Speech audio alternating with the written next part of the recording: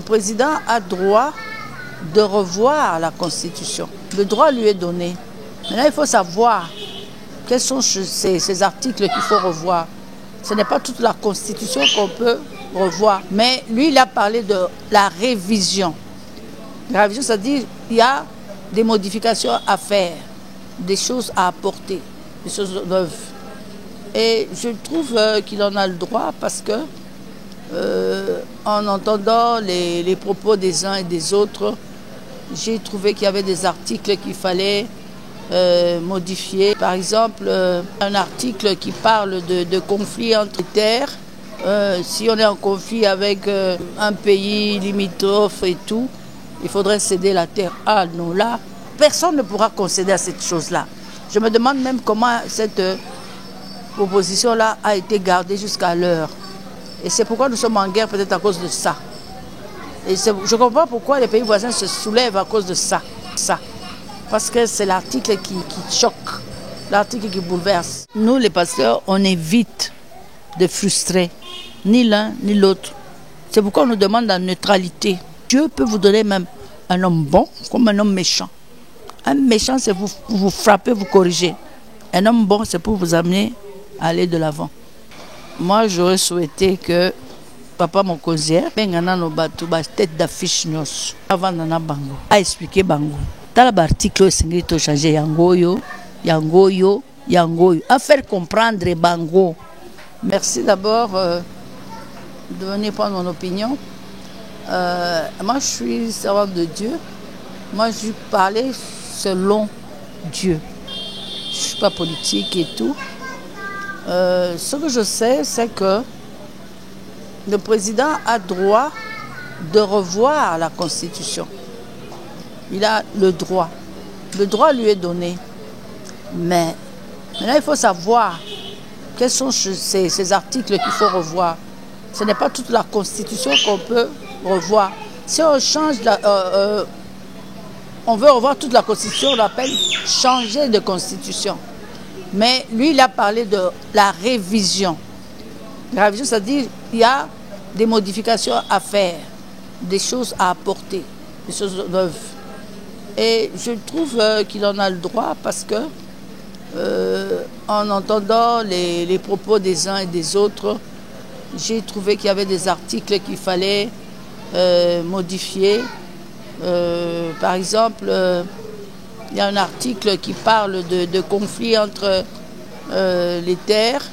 Si on est en conflit avec un pays limitrophe et tout, il faudrait céder la terre à nous. Là, personne ne pourra concéder à cette chose-là. Je me demande même comment cette proposition-là a été gardée jusqu'à l'heure. Ça, c'est vraiment donner vraiment la terre gratuitement à nos ennemis. Et c'est pourquoi nous sommes en guerre, peut-être à cause de ça. Et je comprends pourquoi les pays voisins se soulèvent à cause de ça. Parce que c'est l'article qui choque, l'article qui bouleverse. J'ai entendu aussi dire qu'on devait ajouter la double nationalité. Moi, je trouve que c'est pas mauvais. Parce que beaucoup de nos enfants étudient à l'étranger et ils ont eu la nationalité parce qu'ils voulaient avoir des avantages du pays et parce qu'il y a beaucoup qui sont partis aussi des opposants, sont revenus avec cette nationalité. Alors, c'est pas mauvais qu'on puisse donner la double nationalité parce que si vous voyez même dans la politique, par exemple la politique française partout, il y a toujours des gens qui ont eu des nationalités qui viennent d'ailleurs. Il y a des Juifs, il y a des Polonais, il y a des Hollandais, mais qui sont français, qui sont même au pouvoir. Voilà, ça on peut aussi accéder.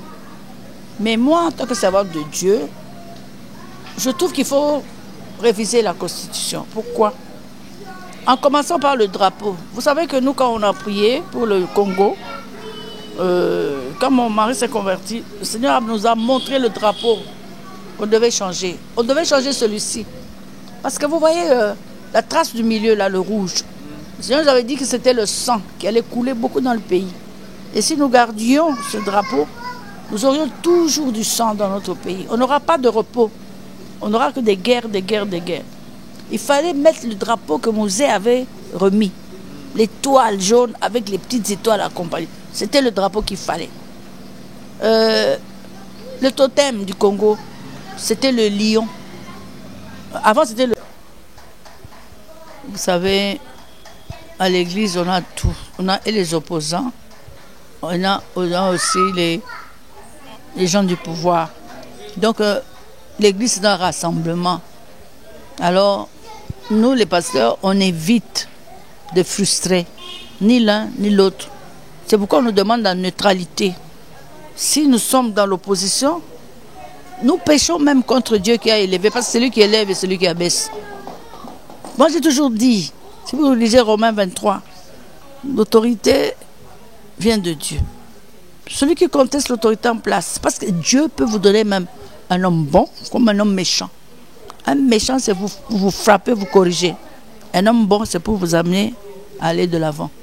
Maintenant, c'est à vous de prier pour qu'il change. S'il est mauvais, qu'il soit bon. Mais si l'Église ne fait pas son rôle, si l'Église ne joue pas son rôle, moi je suis pour les serviteurs de Dieu qui sont dans l'opposition. Nous avons une neutralité. Priez pour les autorités. Priez pour tous ceux qui nous dirigent. Ce n'est pas injurier les autorités, ce n'est pas critiquer, prier. C'est ça la différence. Et nous allons conclure pour ne pas viser de votre temps. Vous allez nous dire tout simplement à Lingala, quel serait votre message à l'endroit de monsieur, bon, pas de monsieur, à l'endroit des opposants et du président, notre président, tout ce qu'on dit. Le message est pour vous là. Dans le moment où vous avez la constitution, moi, j'aurais souhaité que Papa Mokonzi a bengana no batu ba tête d'affiche nyos avant nana bango a expliqué bango dans l'article esengeli to changer yangoyo a faire comprendre bango mais ba opposant na biso kala ndenge bazobenga ba opposant ba s'opposa même à une invitation c'est quoi c'est ça le problème chez nous. Non, là t'as bengi bagoya c'est ça le problème. Moi, je conseillerais au président de les appeler. Toutes les têtes d'affiche. Il leur parle directement en disant, voilà, je ne suis pas pour le changement de la Constitution, mais je suis pour la révision. Je ne veux pas demeurer éternellement au pouvoir. Il a dit lui-même qu'il ne va pas toucher à l'article là de la prolongation. Il a dit lui-même. Pourquoi ne pas le croire? Leur bataille, c'est quoi? Oh, il veut s'éterniser, il veut s'éterniser, il veut s'éterniser. Non.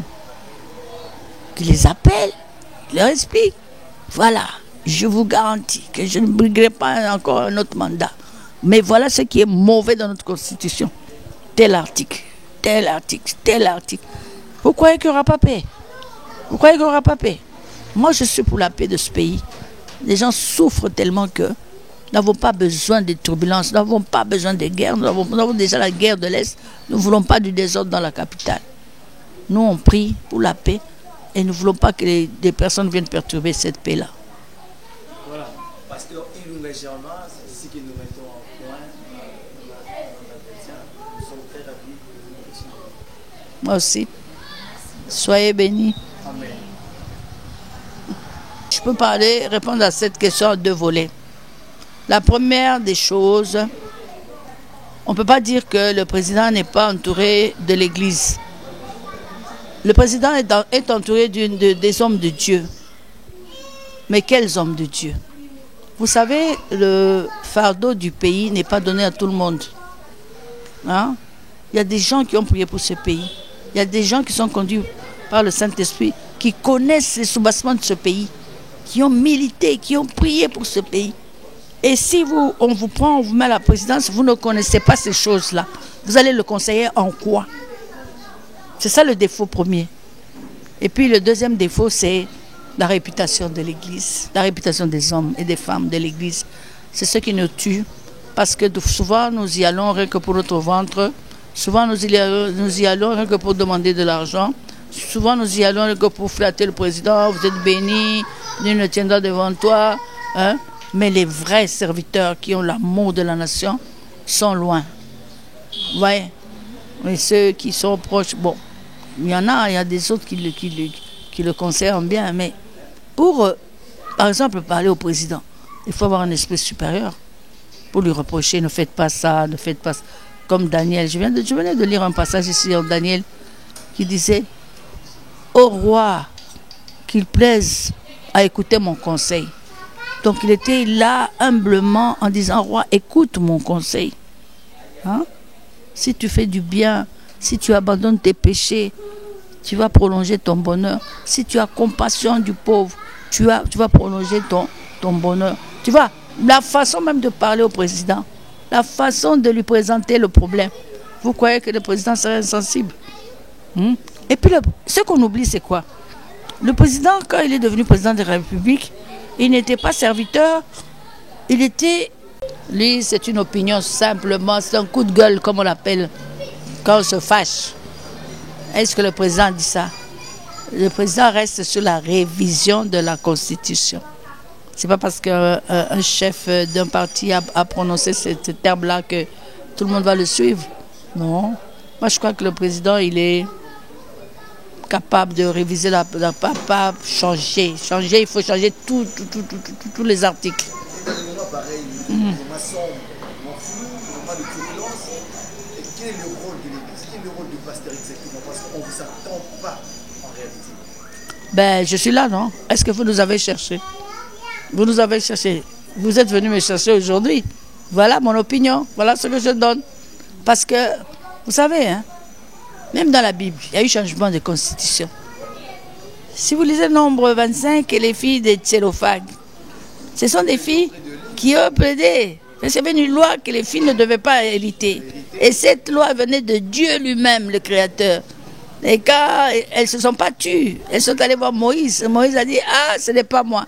Je vais rentrer à celui qui avait érigé la loi. Et quand il est allé prier, le Seigneur a dit, les fils de Tsélophag ont raison. Donc, on peut modifier les lois. Et c'est depuis lors que les femmes ont commencé à recevoir l'héritage. C'est quelque chose de fort, non? Oui. Alors, donc la Constitution peut être changée si Dieu lui-même a changé. A priori, les hommes. Oui. Dans l'Ancien Testament, on consultait l'Église pour trouver des solutions à certains problèmes de la nation. Mais aujourd'hui, l'Église...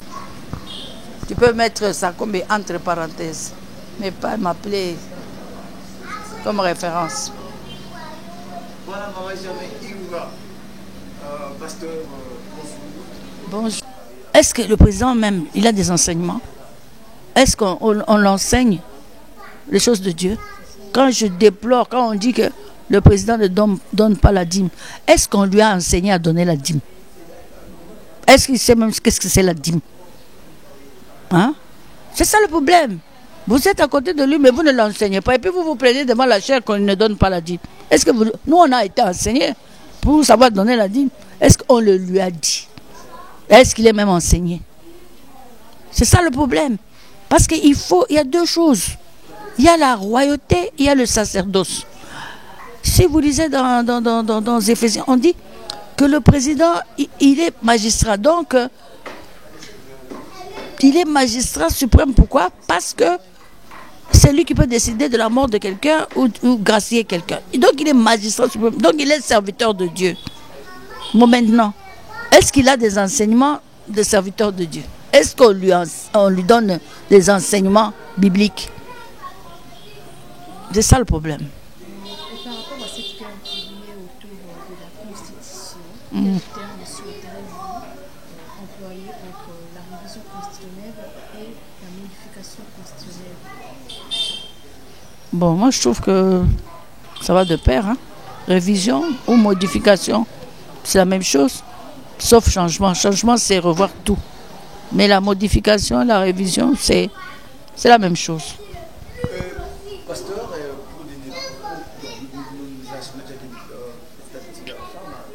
vous allez nous aider quand même à nous parler sur le comportement, je dirais, de nos combattants, je vais employer le terme, vis-à-vis des hommes de Dieu. Ça vous fait comment quand vous entendez un combattant qui critique un homme de Dieu, qui insulte même pour aller loin? Bon. Je ne sais pas. Le problème est celui-ci. C'était l'échec? je ne peux pas dire un échec du pasteur. Nous, on parle poussé par le Saint-Esprit. Nous devons aussi peser nos mots quand nous parlons. Il ne faut pas à ce que nous, les serviteurs de Dieu, nous puissions provoquer. Oui. Pourquoi les combattants se lèvent maintenant? Et pourquoi tout ce temps-ci, ils ne se levaient pas? C'est ça le problème. Ils ne sont pas fous quand même pour se lever contre des serviteurs de Dieu. Parce que parmi les combattants, il y a des serviteurs de Dieu aussi. Bon, qu'est-ce qui s'est passé pour que les combattants se fâchent? C'est ça le problème. Et la prise des positions des hommes de Dieu au sein de l'Église ou au sein de l'Église du corps de Christ, parce que c'est là qu'ils ne divisent pas les chrétiens, le croyant, je dirais, ou les bandits, si on peut dire comme ça. Parce que quand quelqu'un déjà n'est pas d'accord avec le régime. C'est que le lion, il se promène en famille. Il a la lionne et le léonceau. Donc le lion, il a la compassion, le lion, il a un surtout familial. Mais le léopard, il est isolé. C'est un prédateur qui marche seul. Il attrape son animal, il bouffe seul, il suce son sang. Le reste, ce sont les hyènes qui viennent continuer à manger. Donc c'est ça l'égoïsme, c'est ça le vol, c'est ça On veut être moi. Ouais, l'égocentrisme, on ne veut pas regarder les autres. C'est ça qui fait qu'il y a des vols, il y a des tricheries. L'homme n'a pas compassion de la population qui meurt de faim, n'a pas compassion des travailleurs, ils bloquent leur salaire, il n'y a pas compassion, il y a vol par-ci, détournement par-là, pas compassion, lui c'est lui. C'est ça. Donc il faut remettre le lion. Le lion aussi, il est le symbole du lion de la tribu de Juda. Moi je parle en tant que chrétienne. Hein? Si ça ne dépendait que de moi. Nous sommes au moins 90% des chrétiens. On allait changer le nom du pays. On allait appeler la République chrétienne du Congo. Si ça ne dépendait que de moi, je dis. Parce que nous sommes à 90%, nous sommes majoritaires. Nous sommes chrétiens. La preuve en est que le président a dédié le pays à Dieu. Le président de la République a dédié. Et ça, c'est ce que le Seigneur voulait aussi. Plus tard, il nous avait dit, plus tard, il y aura un de mes fils qui va dédier ce pays à Dieu. Il faudrait que l'Église l'accompagne. Mais est-ce que l'Église a compris ça? L'Église l'a accompagné comment? En étant égoïste aussi. Mais pasteur, un de mes